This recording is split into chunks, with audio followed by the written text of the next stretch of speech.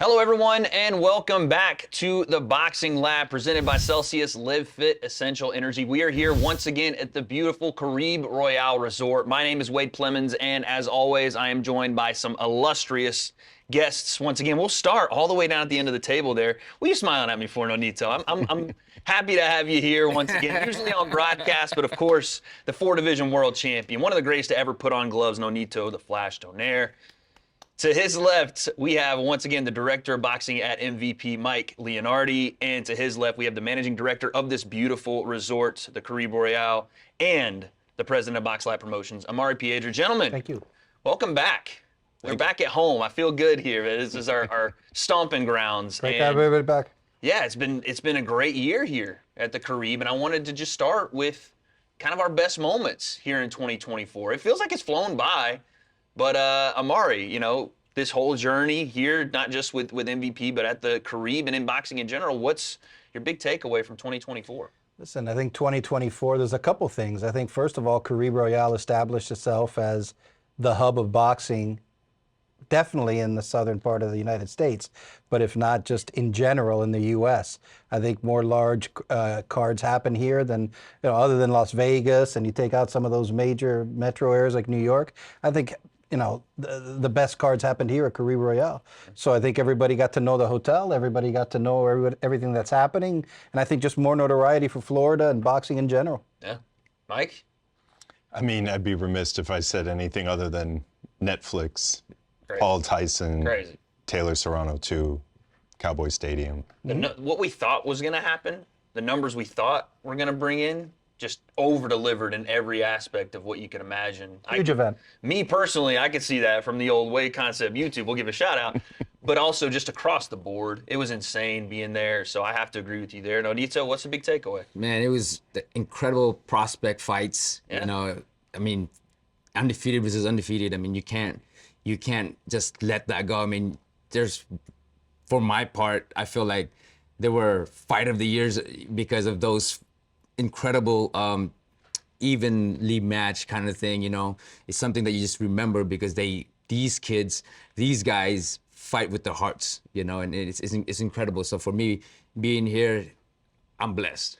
It's number 10, which is insane. 10 prospects events, and that's a tribute to you, Mike, with the process that's gone on with MVP and prospects, and you, Amaury, as well, with hosting here at the Caribe. I'll give one, just me personally.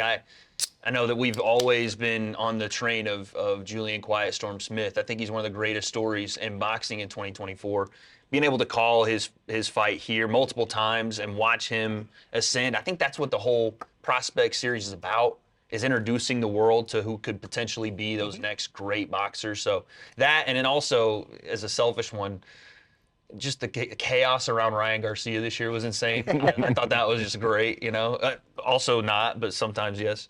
But speaking of, being here at the Caribe and all its hosts of, all different sorts of things happening in the boxing realm, we have the WBA convention this week. And Amaury, I wanted to talk to you about that. I know it's a very important thing that you guys are hosting. So Sure. You tell me more about it.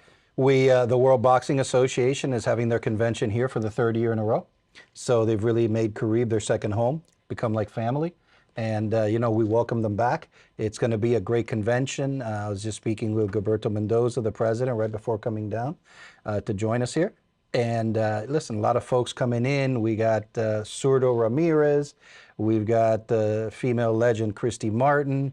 We've got Caleb Plant. Obviously, Nonito's here. My guy, Caleb. We've got a who's who coming in. Yeah. So it's really going to be exciting. Some great content during the convention, but we're going to have all the legends that are going to be here for the fights on Friday and just on Saturday at the gala as well. And then the meat of the convention happens Saturday during the day and Sunday. Yeah. So it's exciting. It's great to have the boxing world concentrated at Caribe Royale this weekend. How much of a focus is that, Mike, when you're putting on these prospects events to have, obviously, these prospects shown on a big stage, but also to be around some of these legends and, again, partnering with the Caribe Royale? I think it's such an important thing to have people like Christy Martin, people like Caleb Plant, that these prospects get to perform in front of.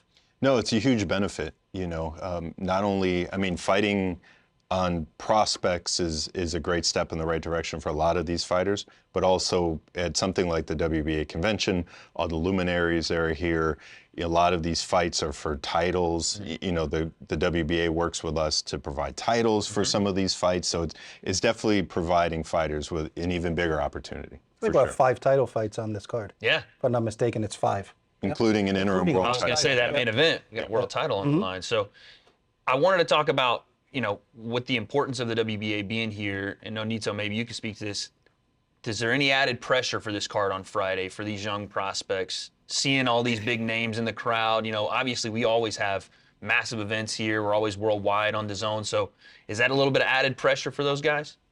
If I have to say, back in the days, no, it definitely is, because you want to impress people, your idols, you know, these guys are legends. So it puts more, I guess, butterflies and excitement, because now these legends are watching you and stuff like that. It does put more, but some people excel with pressure. Yeah. I mean, the reality is there's over 300 attendees that are all part of the boxing world. Yeah. And so the boxing world will be at that event on Friday. Yeah. So, you know, again, it's not just those luminaries, it's everybody in the boxing world, from promoters to managers to you name it, they're there. Yeah. The other sanctioning bodies are sending representatives. So you have, you know, a lot of the who's who in the crowd in the boxing world, and you're performing in front of them. Yeah. It's a great point. Yeah. It's always that definition of you never know who's watching. So always bring that A game, always bring that best effort. Yep. And I think we get that every time we're on Prospects. And speaking of that, you know, we have a full slate once again this Friday. That's why I'll come to the 2 most important men in the room here. We have Javon Wanna Walton coming back. And I think that's a massive deal here for MVP. It's obviously a massive deal for Prospects.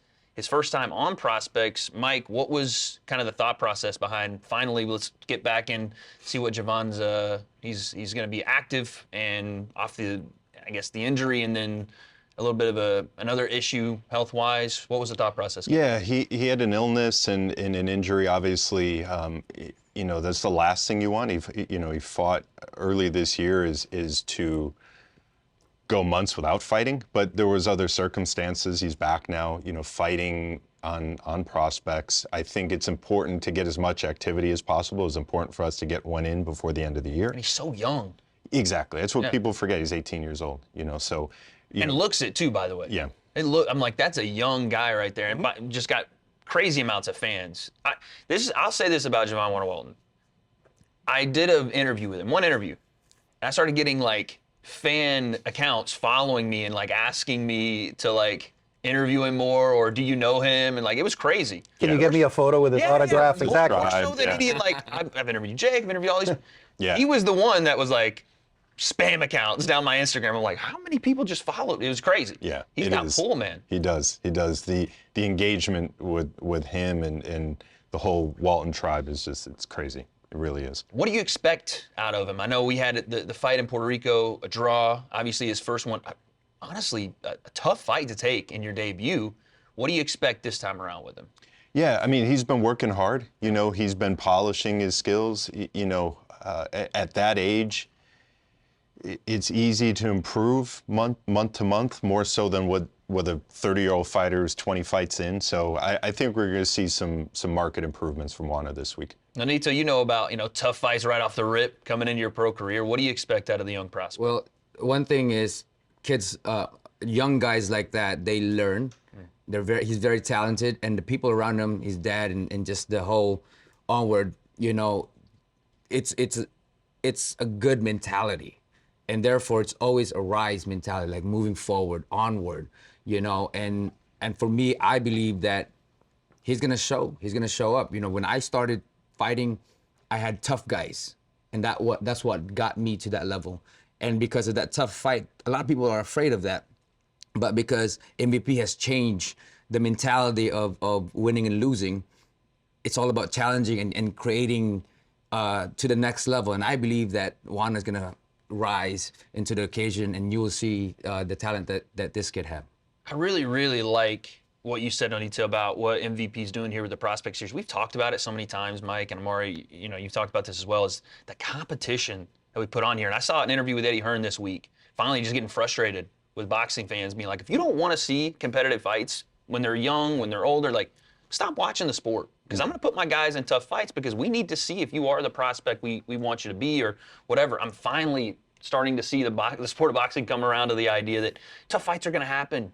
Let's get rid of this, like, if you lose, you're done, it's over with mentality. I get it, you want to build stars and everything, but I've always appreciated, and this is why I always love working these series, because I appreciate the competition factor. Like, what are we doing? Are we here to play around? Are we here to act like this isn't? Are we going to go fight? Yeah. And that's what you do here on Prospects. So I've always been a big fan of that, and I think the main event reflects that. This Friday, I'll come to you, Amaury. We have a WBA interim championship belt on the line. This is big, big stuff here between Vargas and Guerrero. I want to know, again, how important this is for not only Caribe, for the Prospect Series, but just the fight in general. Well, Antonio Vargas is one of our Box Lab fighters, and he took a loss after about 10 wins in his career. He took a loss, and he was working with another promotional company at the time, and he was kind of disillusioned with boxing and stopped for about a year and a half.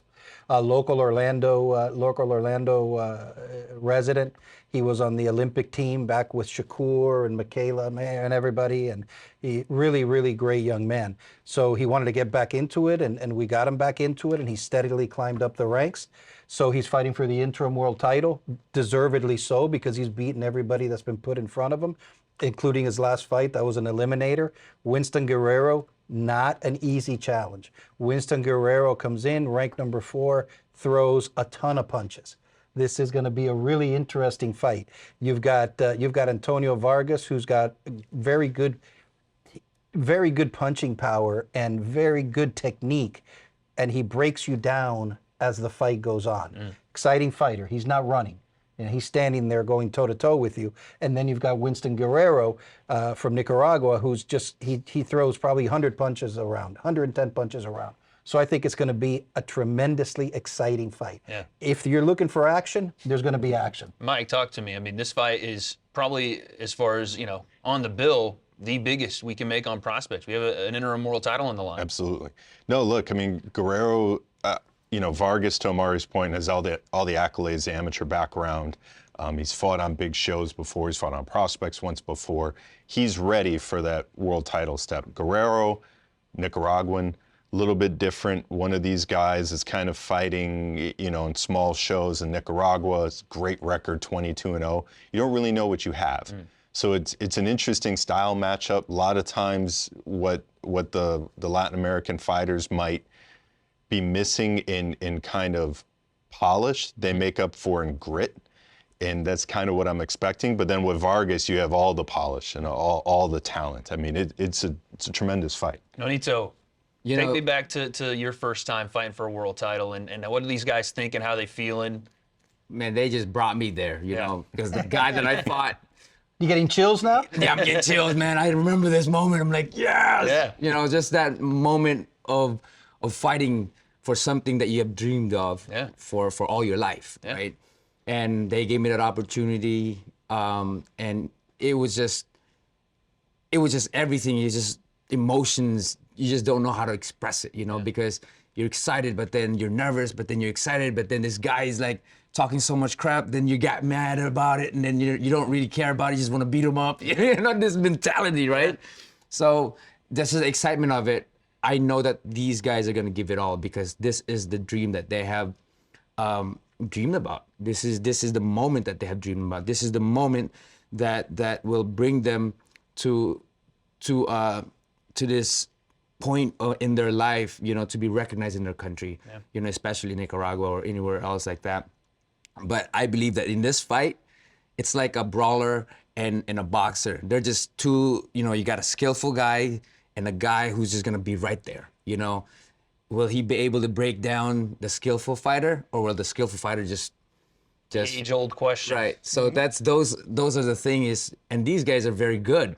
They have great records and the output of it. I mean, just again, you get a guy from another country who wants to keep his O, and who wants to win this title. This is gonna be an incredible fight. How hard is it to channel all that? Like you're amped up, right? It's a world title fight. How hard is it to use that purposefully? and not let it drain you in this kind of moment. And that's something that when you're really super excited, you get this adrenaline, right? Even though you're tired, you just want to do it. That's the biggest difference in your first title fight than your 10th title fight. So you're able to just dig deeper. But you do get so amped up in the locker room, and you're shaking your legs, and you don't know what to do with your body. You just want to, your heart rate is pumping, and a lot of guys would get tired because of that. Yeah. But, being the first title and just fighting for a title and just the mindset of, I'm going to become world champion if I just push it just a little bit more. That in itself will propel them to be more aggressive, be more, they can endure a lot. So, Antonio Vargas, it's funny because he's a very cerebral fighter, and he's a smart young man, great father, a very cerebral fighter, and he's very calm in the ring. He's analyzing and watching, and he's processing as the fight goes. And it's always amazing to me, his calmness in the ring. Especially being a local product, fighting in front of a lot of people that know you. It's always funny to me. One of the more cerebral fighters I've met, and how he thinks through everything and how he processes everything that's going on and the adjustments that get made during the fight. Cannot wait for that one. That's going to be a banger of a main event. But Mike, I wanted to ask about one more fighter we have on the card. It feels like almost every time we have a prospects event, we hear the name Donaire, the Fear, Pero. He's back. He's back. Tell me about why we're so excited about this guy and why every time he's on the card, it's something that you do not want to miss. Look, box lab fighter, another Olympian, Cuban Olympian. This is the kind of pedigree we're getting on prospects. Look, man, he's developed in a reputation for himself. He's not the easiest guy to match. He's not. I would say just take me just a little bit into detail there. How many people are you calling and you're hearing? It's tough. Who is We'll it? just leave it. It's tough. You get a record. Tough. You're okay, cool. But who's the fighter? Oh, okay, yeah. You know what? We're gonna have to fight back. I'll say this, and I don't think I'm exaggerating. The amount of time trying to match Pero is about the same amount of time to match the rest of the card combined, cumulatively. And it's me and Amaury working on it. It's Eric Botcher, Chico Rivas working on it. It's amazing. And it's difficult, man. It's difficult. It's a testament, though, to how dangerous this guy is. It is. So Amaury and I were joking. We have Gergen Hovhannisyan, one of Amaury's fighters on the show. Gergen's 6-0, 6 knockouts. He's 6'9". We got him matched like that. Yeah. Pero, 6'4", heavyweight. Yeah. Doesn't have 100%, 9-0 with 7, doesn't have 100% knockouts. You would think it'd be like, well, maybe people aren't interested. People aren't interested. People know at this point, right? He can really fight. He's very, very skillful. And not only that, being a southpaw as well. I mean, you have everything. That heavyweight, too. Yeah, There's no heavyweight southpaw. Southpaw who can move, who's smart, who has experience. I mean, yeah. He's a young Usyk. That's how we're looking at it. He's like a young Usyk. And the challenge is, trains in Las Vegas, does sparring out there. Then you get a reputation from that sparring. Oh, boy. Oh, yeah. No, it's okay. Pass. Word travels fast when you're out there sparring against, some Pass. of the better guys in the sport right now. So, but yeah, obviously we're very excited about him. But again, it's a prospect series, so you got to go out and earn it. And I love that he just keeps coming back because it's a difference in mentality, I think. I think fans this Friday are going to get a chance to see two of the future stars in the heavyweight division. You've got a lot. You've got Usyk, you've got Fury, you've got some of those others. But, there'll be a passing of the torch. They're aging up. A couple years, 2-3 years from now, there'll be a passing of the torch. And, there's others out there like Richard Torres with Top Rank and others. But, I think Gergen, Hovhannisyan, and Donaire are part of that next wave that are coming up behind the current ones that are at the very top. So I think the sky's the future. Sky's the limit. Yeah. No, we're excited to have him. And again, it's been an exciting year. We're finishing out, I think, with a bang here this Friday, live on DAZN. But I want to talk about, for you two gentlemen, what's next? Let's look into the future. Let's look into big 2025. Can you give us any kind of ideas as to what we're looking forward to? Not just, in boxing in general, but here with prospects. Yeah, look, we're going to continue the prospects series. We're going to be back here in Orlando. Yep. Let's go. Stomping grounds. Well, baby. yeah, absolutely. We're also going to branch out. We've done one prospect show outside of the Caribe so far, Yep. looking to do 3 next year. Okay. Move the series around a little bit. Still going to have the support of 3 or Fox 4 Lab and here. the Caribe. Of course. You know, so I mean, just looking to expand, grow the series, get build the profile, and build the series. But you know, It only keeps growing. I mean, the reality is, I think the teams together, the hotel, box lab, MVP, I think we've done a tremendous job putting everything together and really growing it. You know, number 10, it's amazing. I remember when we did number 1, and it's really flown by. that was only 18 months ago. Yeah, Isn't it crazy? it's flown by. So I think that the quality of the fighters that we've had come through and will continue to come through, because some of them, like an Antonio Vargas, chances are this is the last time that we'll see him on a prospect show, for example. And there'll be the next wave that comes in after him. So I think we're going to start seeing the current crop, if you will, graduate, and then the next wave start to come in. Which is one of the big, I mean, at least for me and Nonito, we could probably speak to this. It's one of the big selling points for why we want to keep coming back and doing this is the opportunity. This will be, I think, the first, maybe the second time I've called a world title fight. And I think that's just one of the coolest things for me personally to have on that little checklist. Right now, calling Julian Quiet Storm, checklist, calling Wanna Walton, checklist. Like all these things for me is such a rewarding thing. And Nonito, I'm sure you can speak to the same thing. I'm very excited actually every time that the prospect comes in because, for me, who's been there for such a long time in the boxing world, professional, it reminds me how I was, those opportunities. And if I had these opportunities way, way back, it would be a different story. Yeah. So I'm really glad. You did all right. You did. I did all right. Okay. I did all right. Yeah, I did all right. I could have done a lot better though if I had MVP on my back, But it's very exciting watching these guys, and because you don't have to worry about winning or losing as long as you perform and give it all, and just that tremendous behind your back, that moment where you could fight with your own soul in there and not worry about anything else, and seeing these guys, I mean, it's very, very exciting. Just reminds me of that moment and that feeling of getting the opportunity to showcase your talent, your skills. That's been great to see. This particular card has, I think, ringside seats sold out in days. We had to add. We had to add. Yes, exactly. We had to add another row of ringside because ringside sold out so fast. Yeah. So this has been one of the fastest selling shows. Combination of some of the local talent like Antonio Vargas, Giovanni Estela, another local talent who'll be on, and then just the quality of the overall fights and the number of titles. So it's going to be a great crowd on Friday. Pretty raucous crowd, I think. Yeah. I think it's also a testament to the reputation this series is building and the reputation of the Caribe Royale and what I agree. people are coming to see. And now it's got its own name. Yeah. This is a destination spot. We talked about it earlier in the episode. So I'm excited for 2025 as well. But before we get out of here, we talked a lot about what we look forward to in 2025, what we look back for in 2024. I'm going to grab one of these because I'm a little parched. And we're going to talk about our Celsius essential reaction. I want to talk about a fight that comes up in a couple weeks here. We talked a little bit about it kind of in passing, but Tyson Fury, Oleksander Usyk, the rematch. Let's go down the list. I want a quick brief and a prediction. Nonito, how do you see it?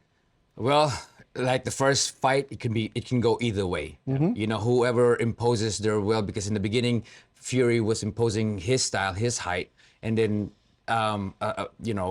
halfway through, Usyk started getting momentum. So it's whoever keeps that momentum and creates momentum from the beginning will win this fight. But Fury's saying, I'm not going to do a thing differently. Not changing camp, not changing trainers, not changing game plan. He even keeps saying he thought he won. That left hand, I don't know, knocked him into a different universe, I think. But that's always an interesting thing, Mike. A fighter that lost the fight's like, I'm not going to change a thing going back into the rematch.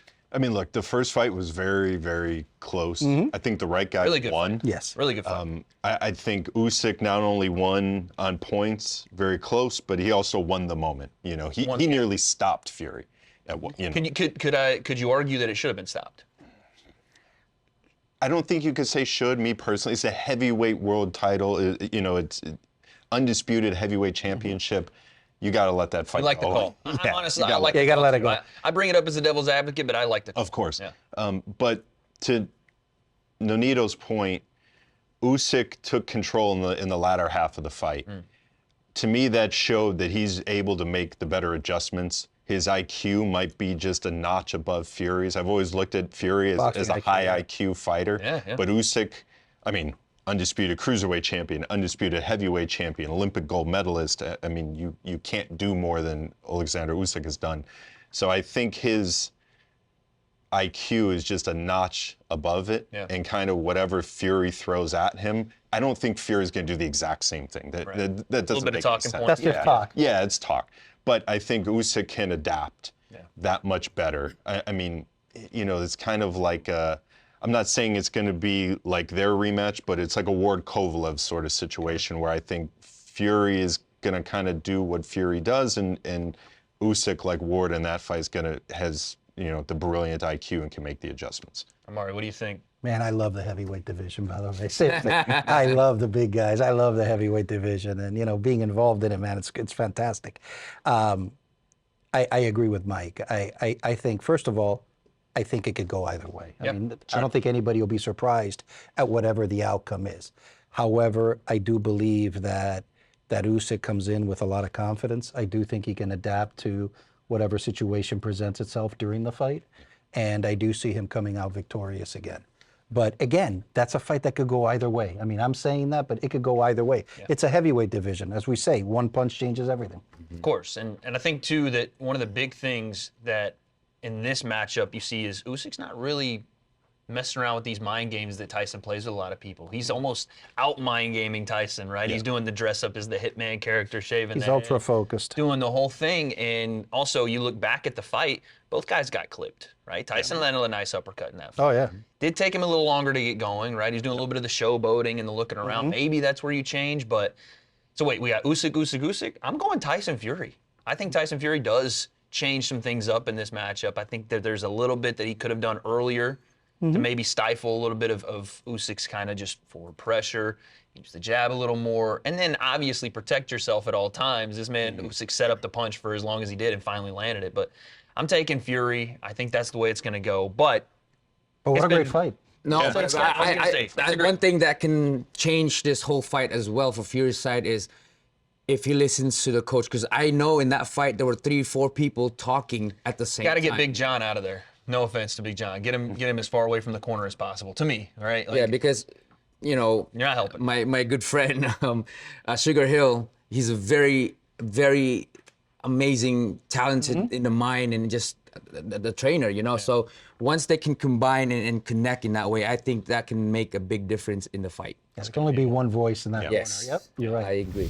Well, like we talked about, gentlemen, it's been a great year of boxing. So I now want to get to the question everybody wants to hear your answers from. Your fighter of the year in 2024. Nonito, I'm coming straight to you.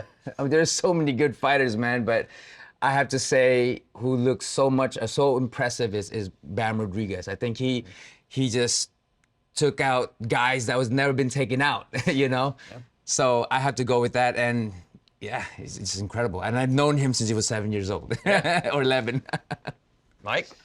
Man, Nonito stole mine. It's Bam Rodriguez. Knocking out Juan Francisco Estrada in a war, I mean, it was just incredibly impressive. Followed it up with a stoppage over Guerrero. I mean, what a talent he is. Young kid, you know, putting light on the 115 pounds. It's just, I mean, he's special to watch. Yeah. His angles, his movements, his power, like special fighter. Yeah. I think mine is Naoya Inoue. Yeah. And when you look at what he's done, he basically just decimated the 118 division, vacated, moved up. It's just doing the same thing. He's, you know, they call him the monster, and that's a real tag. And I just hope he gets a chance to come down. Look at that, Nonito. I just hope. I'm gonna get it. The third fight. Yeah. Dang it. I'm gonna get it. Watch, Amaury. I just hope. I will bring it. I will break You'll bring it down. Watch me. I just hope we Amaury get a got him chance. fired Yeah. I hope we get a chance to watch him in the U.S. at some point. So They don't want to go nowhere. That's I was gonna say, bring him over here. Bring him over here, Amaury. I really hope we get a chance to see him in the U.S. So that'd be great. Nonito, get that one, man. This may be crazy. I like Daniel Dubois. He had a good Great year, year. man. Great He year. had a really good year. Great year. And a lot of people not thinking Daniel Dubois was going to do some of the things he did this year. And I just love his composure. I loved how he handled the whole Joshua fight and Joshua trying to bully him in certain instances, and it came out. Even when he got hurt after he was dominating in that fight and laid the hammer down, I think it's Daniel Dubois. But then, like I said, we're past 2024. Mm-hmm. We're always looking into the future. What's next? And I'll ask you again, Nonito, who do you look forward to in 2025? Who's the guy you want to see either break out or you're looking forward to watching? I mean, I'm looking forward to watching the Benavidez-Morel fight. I think that's an incredible fight. I'm looking forward to those fights. I mean, man, those guys, are actually fighting each other, Yeah, that's what I'm looking forward to right now. We're on the same page. Too much. I like Benavidez. Yeah. He didn't look great his first fight at 175. That happens sometimes. I mean, Usyk didn't look great his first fight at heavyweight. And if he can beat Morel, which is not a given at all, it's a very difficult fight. But if he can beat Morel and get that Canelo fight, I mean, that's like a dream scenario for David Benavidez, and it's readily attainable if he can beat Morel. And also with David, he didn't look terrible. Like he maybe, I guess, preconceived notion of what you thought of David Benavidez going into that fight made you kind of go, ah. But he had a good fight. He won that fight going away. Beat a tough guy. It's only been stopped once by Artur Beterbiev. But like we're not talking about Gvozdyk hasn't really fought at any high level in 4 or 5 years either. Right. We're not talking about a guy that it was just, like you said, his first fight in the division. And I think you grow into that, literally. Yeah. For Benavidez, I think he's got a lot, like you said, in 2025, a lot of room to grow and has the right mindset for it. It's looking to stay there because, eventually I was like, oh gosh, is he going to come back down now? Looking to stay there. So I'm with that. That's a great fight. I mean, David, same thing happened with him on his first fight at the weight class. Everybody was expecting some People second forget round that. knockout, He's going and they're up in moving weight, up. too. Yeah, he moved up as well. So I think they both had the same, let's just call it adjustment fight to the new weight. Well, so I think it's more of the expectation that the people have because of the previous fights, and and so we're very tough as fans. We're very tough as fans, but I believe that they can adjust to the new weight, like you said, Mike. With Usyk fighting for his first heavyweight, he didn't look that great, but he started getting yeah. So that's how it's gonna be. I want to talk about, and I'm going to go home team here, and I want to talk about Ioannis Stelis. And, Ioannis, his rapid ascent through the 154 division. And right now he's ranked second in the 154 division and will probably be fighting for an interim world title himself in the first quarter of 2025. And when you look at the young man who's only 9-0, and it doesn't matter who we've put in front of him, again, massive amateur pedigree from the Cuban school, great personality, but everybody we put in front of him, and he just keeps getting better and better. Yeah. And you see, I was very proud of him last time because you see the development from when he made his debut to now and how good his defense is now and all the work that he's done with Ronnie Shields, and he's just getting better and better every fight. And he's a Morel at 154. Yeah. And you'll see him in a world title fight next year early. I like that one. Yeah. I'm gonna go a little different, and it has nothing to do with prospects, has nothing to do with a breakout star. It's the retirement tour of Gervonta Tank Davis. I'm so excited for this because at least at this point, I hope that if he fights 3 times in 2025, it's 3 fights we want to see. Right? If you're saying you're done with the sport in a year, we want to see 3 big fights. I mean, Lamont Roach isn't a fight anyone was looking for. We'll get that one out of the way, and then we're going 3. I want to see. I don't know. Lamont's happy. He's ecstatic, yeah. But I want to see Loma. I want to see Shakur. Jake Paul. Jake Paul. There we go. There's a way to end it. I do. I love the call out. He's like, this is my call out. Jake Paul. What's my call out. Perfect call out. Okay. But that's what I think. But yeah, we have a great year of boxing behind us, a great year ahead of us. And for all of us here, myself, Wade Plemons, Nonito Donaire, Mike Leanardi, and Amaury Piedra, this is the Boxing Lab. See you guys next time.